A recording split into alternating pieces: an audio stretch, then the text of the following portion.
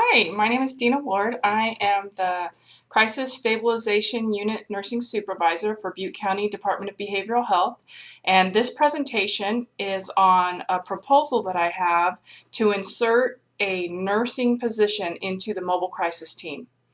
Throughout this proposal, I'll give a historical perspective, kind of what brought us to where we are. I'll do some statistical analysis. I was able to capture some data that indicated how many nursing hours were being utilized by mobile crisis services and what hours of the day they were most heavily influenced. And then at the end, I'll offer up some solutions and ideas I have to insert this mobile crisis nurse into the mobile crisis team. I'll start with some historical perspective. In the year 2005, medical clearance parameters narrowed as a result of a Department of Behavioral Health inspection on our psychiatric health unit, also called the PUF unit. The State Department of Mental Health is our regulatory body over all of mental health, the outpatient sites, the PUF unit, the Crisis Stabilization Unit, or CSU. Anyway, in 2005, they did a site visit, and they found that when reviewing the charts, the inpatient charts, many of the charts under the medical clearance part had a script-sized piece of paper on a large piece of paper that said medically cleared. It's the typical discharge sheet that's given to patients when they leave with instructions or a script for medication. Anyway, in the part that was for medications, it said medically cleared. That's often how the ED departments were doing medical clearance. They just would do a brief look at the patient, say they look healthy to be medically cleared for mental health, and sent to a psychiatric health facility. The State Department of Mental Health felt this was inadequate. They wanted to see the consumers in crisis that were going through the mental health emergency room, or going through the emergency room to mental health, to get a more comprehensive medical eval. So they tasked at the time, nursing manager Sue Minzy with developing a plan of correction that would address this. That nurse manager did in fact do that. She presented it to the state Department of Mental Health, and they gave it the rubber stamp, said that looks good. So we proceeded. What happened was a very painful transition period in the history of behavioral health, and that was the physicians were outraged. They felt that their practice was being dictated to them, and how dare, say, an LVN working the PM shift at the behavioral health unit say, no doc, that's not good enough. I also need a UA, or a urine analysis, a chem panel, which is a blood draw, a laboratory value, before you send the patient. So there was a lot of adversarial relationships during that time period as the transition happened. However, like all things, the grumbling persisted for a while, and then there was a shrug of reluctant compliance from the emergency room physicians. So that went on for a while, and then in the year 2008, because of budget cuts in the state, the overnight mobile crisis response team to emergency rooms to see behavioral health clients or people in crisis in our community was cut. So they had the 2005 medical clearance concerns where they had to do more and have patients there longer, mental health patients. Then they had 3 years later, right when things were starting to heal, now mobile crisis isn't going to come to the ERs to see patients that have come in at like 2 in the morning like they used to. They're going to have to wait there until the morning when mobile crisis comes in and can respond.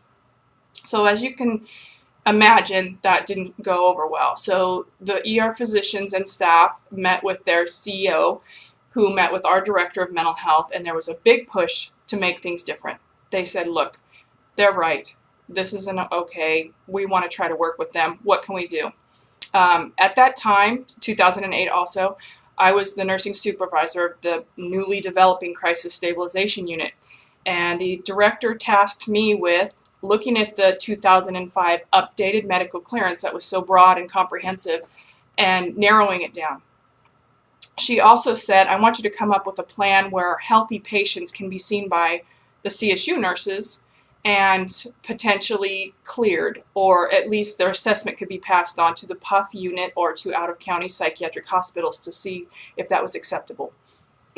So I did do that. I made the medical clearance parameters much less. It was basically level of consciousness was addressed, and medical history, vital signs. So it was pretty much easy for the ER physicians to do. I did put a little caveat that the nurse could always ask for more if they felt uncomfortable, of course. And then what I did was I developed a 5-page nursing health assessment. Well, Mobile Crisis is a different team than the CSU. There's the PUF unit, the Mobile Crisis unit, and the Crisis Stabilization unit.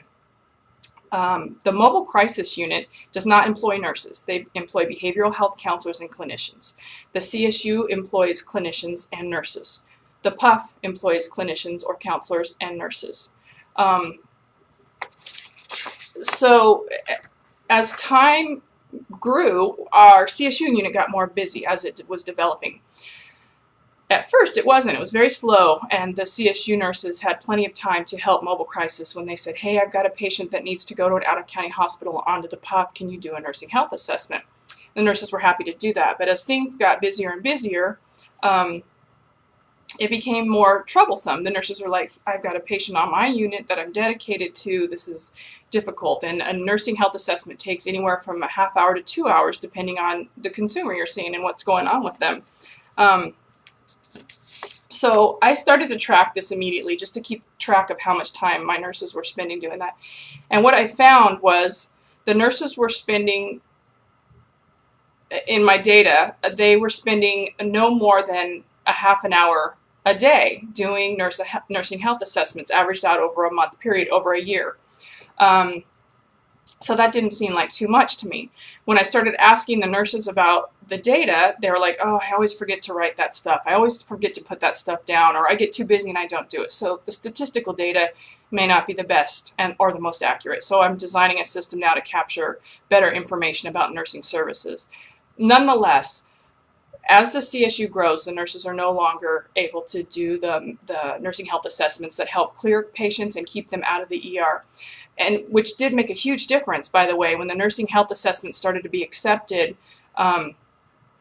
the ERs dramatically dropped in their medical clearances that they had to do for behavioral health. So it was a useful tool for the community to use.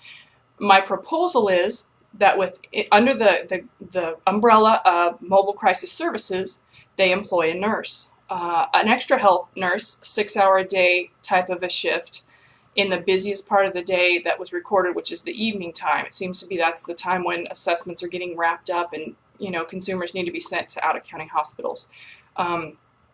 So that's my proposal, is to insert a behavioral health nurse. The selling points of this are the nurse is very flexible. Nurses can do assessments just like the behavioral health counselors. So they can capture billing in that way if they're not needed in a medical necessity type of a way, and they can do the assessments. And of note, in California, Medi-Cal, which is the insurance for individuals that don't have private insurance and they qualify for it. Many of our clients at Butte County are indigent or Medi-Cal only. Anyway, the nurses can bill at one of the highest billing capacities of anybody. The only people that can bill more are the psychiatrists. So having a nurse on the Mobile Crisis team, she'd be able to capture, or she or he, I'm sorry, would be able to capture a lot of billing. And they currently have a position for a behavioral health counselor. That person makes $15.89 an hour. A staff nurse 1 RN would make $19.02 an hour. With 6-hour shifts, the monthly difference would be $563 a month. But like I said, the nurse under Medi-Cal billing can bill $111 an hour. And if she just did one assessment a day that took her 1 hour, or him, I'm sorry for not using that gender non-specific terminology. I'm thinking of my own nurses, and I don't have any male nurses. They would only be $94 short of supporting their entire position. And that would be ridiculous to think that they would work 1 hour a day. So not only is it fiscally sound to employ a nurse under the Mobile Crisis guys, It's also it helps everybody on the floor with the flexibility of that nurse. And that is my proposal, and I thank you all for listening.